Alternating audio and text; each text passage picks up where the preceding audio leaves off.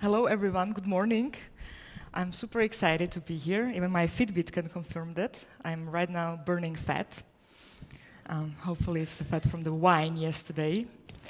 Um, Thank you for having me. What I want to talk about today is digital collaboration. Surprise!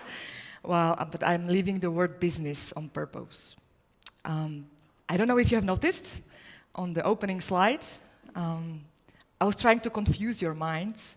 It's not a digital network.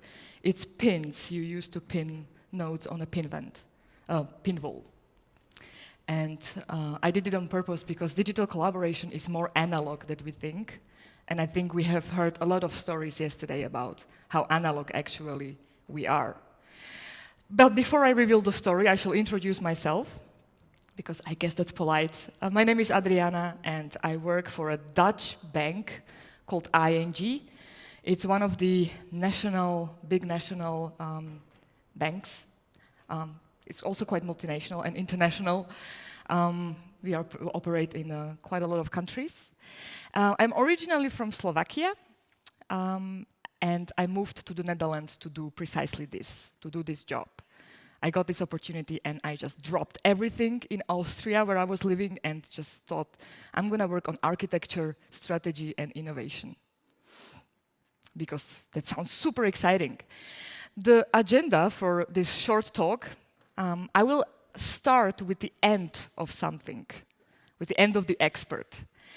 Then I will go into the tools that we use and that don't fit the paradigm we are currently witnessing. Then I will go on explaining or narrating about the citizen designer and how the non-expert designer needs to be empowered to also be included in the design processes.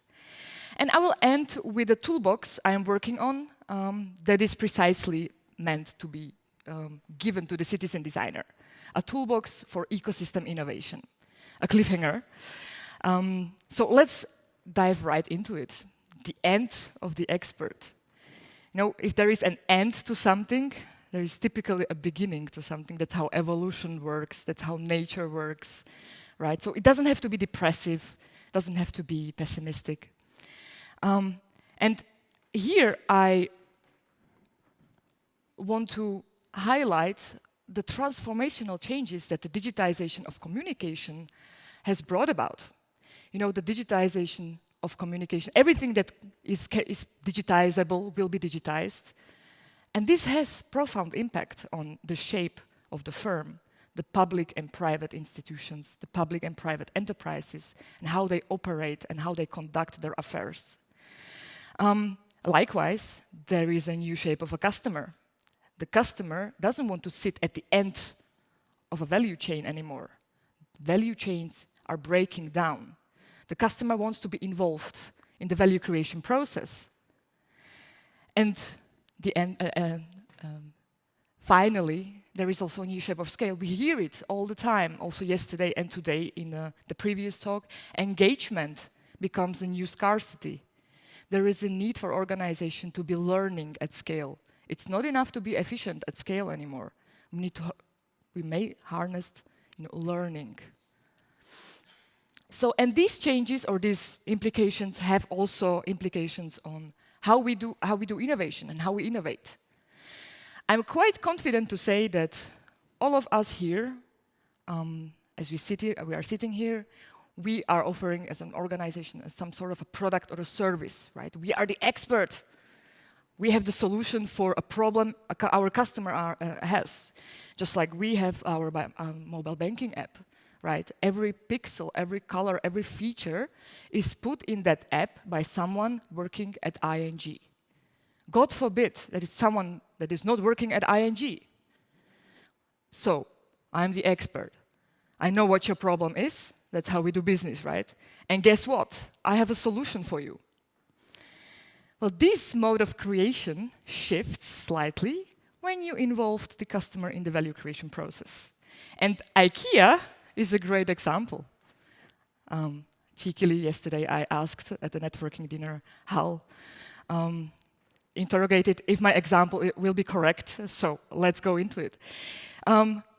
I'm quite sure someone from you once bought a cupboard at IKEA. That's the most famous product, right? You get a little manual, little instructions needed, and off you go with a great enthusiasm, and you wanna assemble that cupboard at home.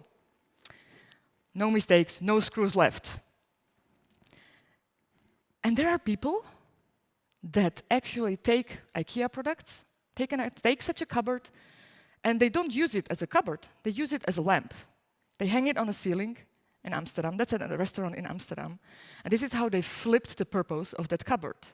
And there is actually a whole website called IKEAhackers.com that are posting people using IKEA products and posting it on there. And yesterday I asked Hal, hey, didn't you have a... So what was the sentiment around that website? IKEA was trying to shut down the website. God forbid they are using IKEA products. It's our solution. How dare you? Until they realized, yeah, okay, that's a modern way of doing stuff, doing business. That's something new, right? This is including the customer in the value creation process. The extreme of that is the ecosystem mode of creating. Facebook. All that content created on Facebook is not created there by Mark Zuckerberg. I hope so, and his team. It's also created by my own mother. My mother, that even 4 years ago didn't know how to turn on a computer. And my mother is now using a smartphone and is posting things, sometimes embarrassing things, on Facebook. Airbnb. The first treehouse on Airbnb was not put up there by someone at Airbnb. Nobody at product development department said, hey, I have this McKinsey report, treehouses are in, let's do treehouses. No, it was just a random individual user who actually created a product category, a new product category for Airbnb. And it was the other user who actually validated the desirability of the treehouse. Nowadays, there are 2,000 treehouses on Airbnb. There are castles on Airbnb. There are caves. What have you not? Another great example. Nowadays, you can also book experiences on Airbnb. That's not how Airbnb started out. Actually, it was this sake sommelier, Japanese sake sommelier, who put up an experience on Airbnb instead of a listing. And it was actually Airbnb's employees who were her first customers because they were curious about what that is. Hey, what are you doing here? How can we support you? What do you need? And this is how a completely new product segment came to be, again, by a random individual user. And here is AirDNA.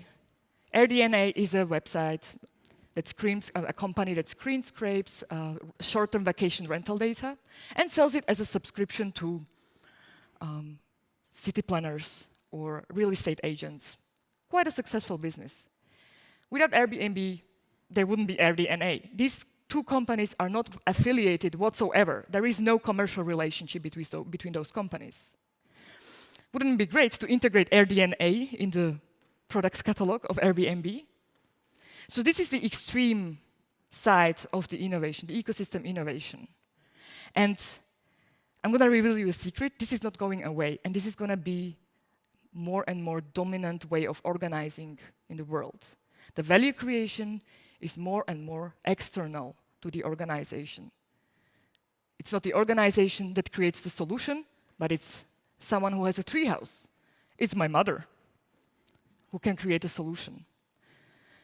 So, how does this impact the tools that we use to innovate? Because those tools and those organizations that operate in that mode of creation, the ecosystem innovation, they need to be talking to my mother, or they need to be talking to someone who has a treehouse. And the tools we have at our disposal right now were created by experts for experts. Ever shown a business model canvas to your customers? There is this gap, and that's where we identified, okay, we need a new toolbox. We need to include my mother. We need to include a non-expert in the innovation. So, now I take a business model canvas, very famous tool, right? And I'm going to talk to my mother. Hey, mother, What are your channels? What is your value proposition? My mother has no education in economy. She has no clue what I'm talking. She just wants to offer a room on Airbnb, my old childhood room.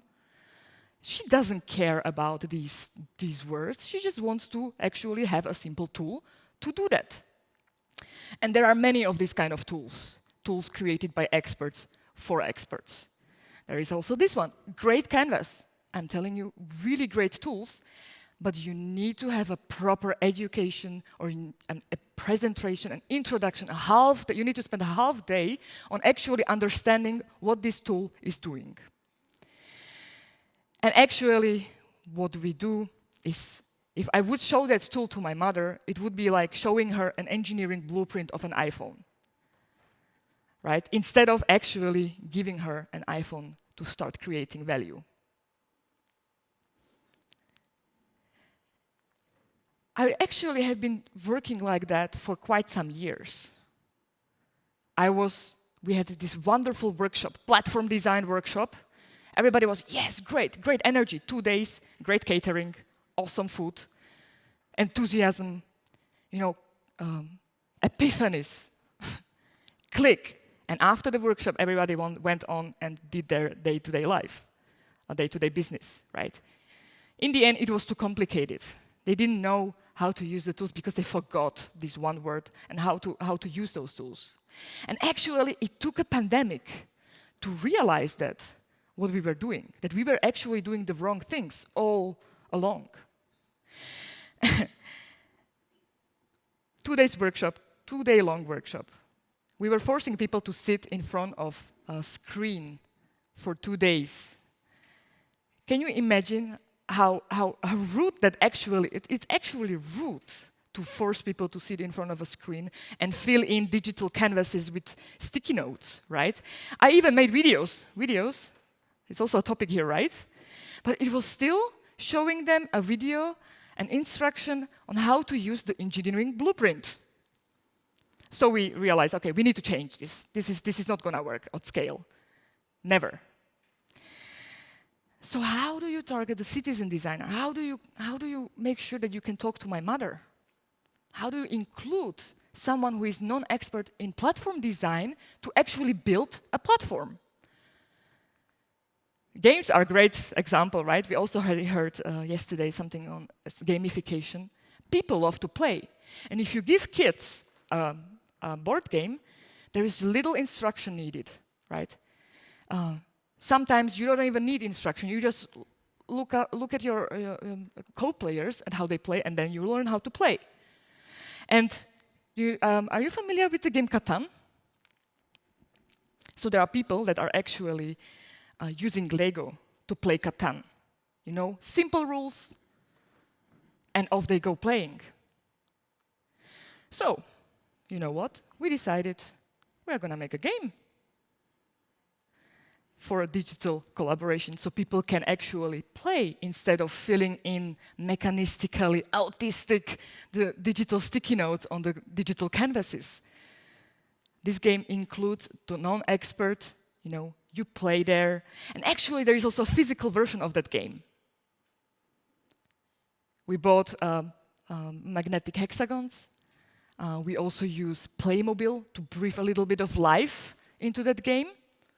And this is how a group of people from the construction industry, that I can tell you are non-expert in platform design, this is how they were talking about their future platform for the safe construction site.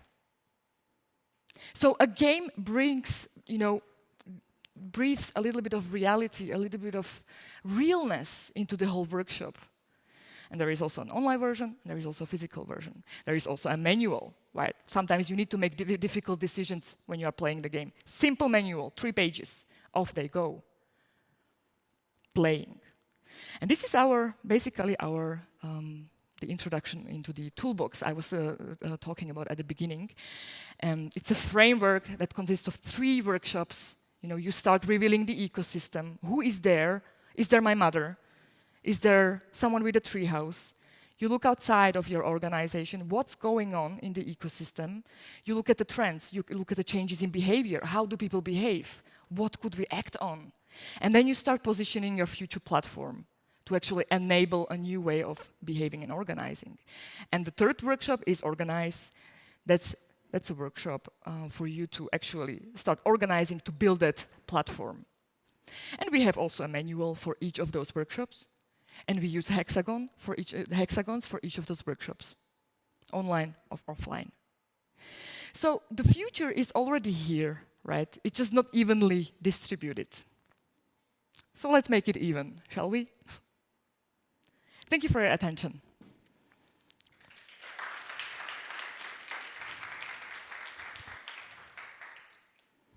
One, two. Is it working? It is.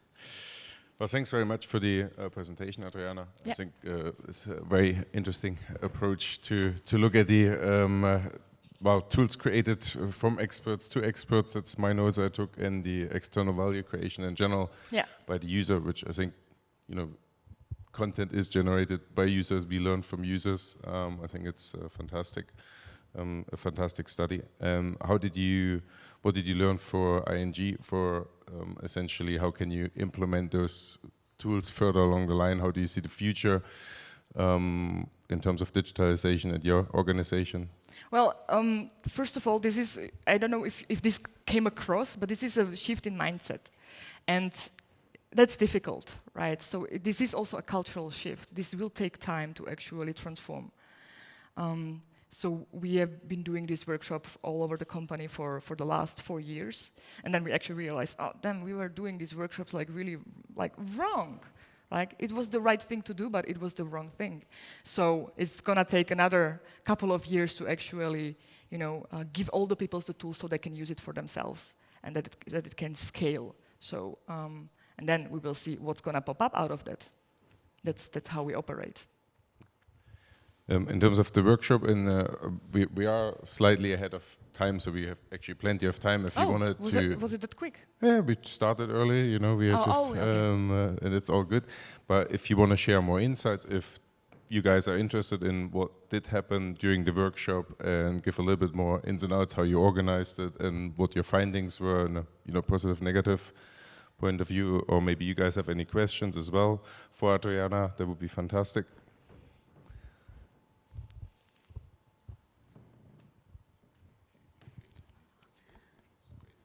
Great presentation. Thanks, Ariana. I was wondering, you showed the tree hut. What have the tree huts been at ING? What kind of non-expert created things have popped up from having these workshops and creating this mindset within the company? What surprised you? What surprised me? That's a good question. There's always a surprise every day, right? This is a very complex thing.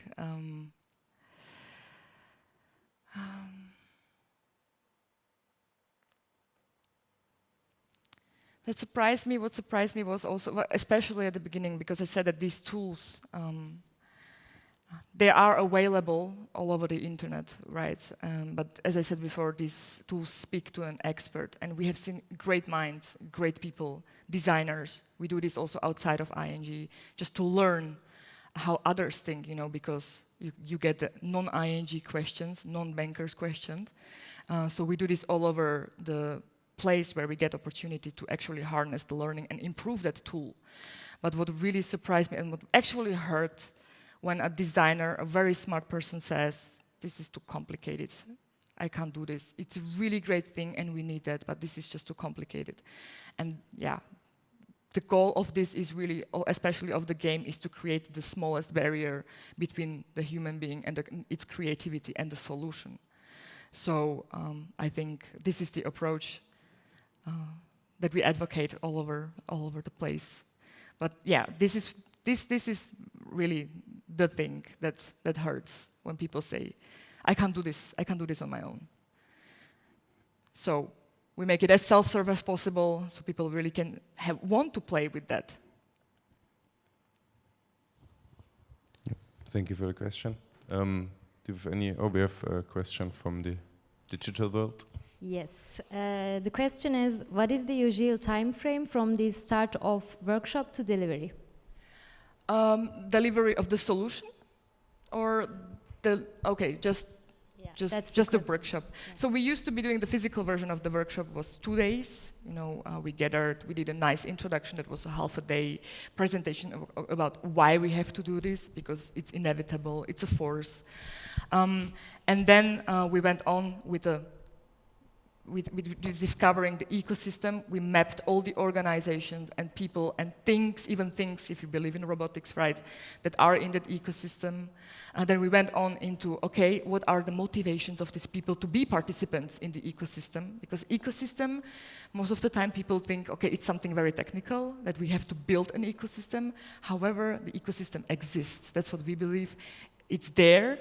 And you just design for that ecosystem. You don't design an ecosystem. You can mobilize an ecosystem and you can enhance. So we try to get this across in this first day. And next day we go on and we know our ecosystem, we know the potential, we go on and design the platform that will support that ecosystem, the channels and the services that will integrate into one platform and mobilize that ecosystem. This is a very complex thing, though. You can't start big. I'm gonna have a huge tribe of 100 people. You really need to start small and really start experiment. There is also a little bit of a lean startup thinking in there, design thinking, but combined with the systems thinking. And you know how systems are? Systems are complex. And there is an inherent complexity in ecosystems. To play with systems, that's not fun. So it's really difficult to actually scale something like that. You really need to invest time to that one. That's why it's also like a transformational shift. How do you plan on? So it takes 2 days, and then people go off there with their design concepts and start working on those. How do you plan on measuring those ones? How do you monitor it? Are you going to plan more workshops? Are you do user testing on how the behavior Well, there is? is a lot of design thinking, as I said, in the organized part especially, and also the organized part is based on a concept that Amazon is working with, like a micro teams, away teams, and home teams. I don't know if you're familiar with that one. So that's how organize is based on. The KPIs and the measurements, I leave it to the people, to the experts that actually work with that. My job is really to try to enable the envisionment of the future architecture of such a platform. Right, but how did you define beforehand what means success in that project? When do you think the project is going to be successful? Have you defined? I'm assuming you've defined KPIs for that already. Well, you work with assumptions, of course, and then you validate those assumptions. You will the engagement, right? In the end, it's the engagement on that platform. You see if it's growing or not. If you need to, implement new tools, new services. If your users are actually asking for something, because you need to be harnessing the learning of what the platform is going to cause or bring. I mean, it's an interesting one because even over yesterday in the presentations, we hear a lot about like numbers. We had to go from one day to another to implement 20, 30,000 team licenses or whatever. Yeah. And it's great that the engagement is there, but what does engagement mean? And we, as a video company ourselves, we ask ourselves, well, if a user clicks on a video, watches 30 seconds, or does it mean, hey, he's actually gonna or she's gonna watch? No, if value is created. And if value is consumed, definitely. And how much value and what is that value?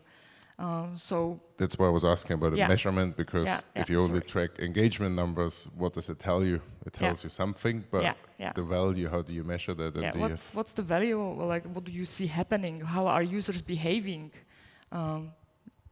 It's behavior, basically. It's the outside-in perspective. And then you inject it into your organization and do inside out.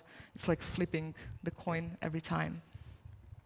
Do you actually ask the users? Do you do surveys, or like even from the people in the room today? Do you do regular surveys and ask your users about the technologies they're using, and what's the participation? Is it a large number, and what's the feedback you're getting in general?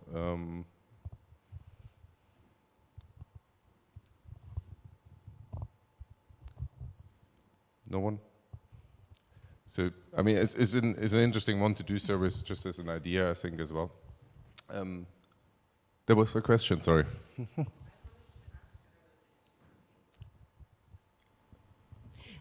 suppose you can hear me. Yes. So, all right. So I was just curious, the game, how do you build that? What are the sort of steps in it? Is it like process steps? I saw it said payout and things like, I mean, how is it working? I'm gonna go back to that game. Yeah, so in a platform context, you have multiple parties interacting with each other. So you really need to look at the interactions that are happening, the behavior or the desired behavior that is already happening between two parties, which we call roles. You could say it's a persona, but we don't like that concept because a persona is something very specific, right? You could have millions of personas. A role is something, each of us plays a role in a different context with different capabilities, with different assets, right? So we map the ecosystem and actually decide what are the roles we want to design for. Then we take those roles, as an example, a host and a guest, right? And anyone can play a role of a guest or a host. So we have these two roles, and then we look at the interactions between those roles. And these interactions you could see as a process, but from both sides, both like from host and from the guest side. So it's the journey between the host and guest that happens while you book an apartment, you confirm as a host an apartment, you go on to stay at an apartment, and then you go on review that apartment and pay out. And then you have the interactions, and then you look at the orange and the yellow hexagons are the services that support these interactions. So what do I need as a guest to actually enter the interaction of booking? I need a browser. I need to browse the world's rooms, actually. So that's a service provided by Airbnb to me, so I can book something. And then you go and peel that onion, further. You need a profile in order to actually start browsing the world's rooms. You need to set up an account as a host. You need to provide identification to actually make it a trustable mechanism, and so on. This is how you play with the hexagons. You map all the hexagons, and then you decide at the end, okay, what's the minimum amount of the hexagons that I need to make this true? I don't need everything. That's the minimum viable product, minimum viable platform. That's why I said there is a little bit of a lean startup and design thinking. And then off you go with your MVP that you want to develop. And most of the times, it's not that many hexagons. Yeah, so you take the hexagons, and then under those hexagons, the services, you see all the systems, APIs, and infrastructure that needs to be built in order to make this true. Yeah, but you had this example about the construction workers. Yes. And I'm just thinking, that doesn't look like a construction site to me. So. You mean this one? Yeah. So what would the steps be, for instance, for that one? What would they play with?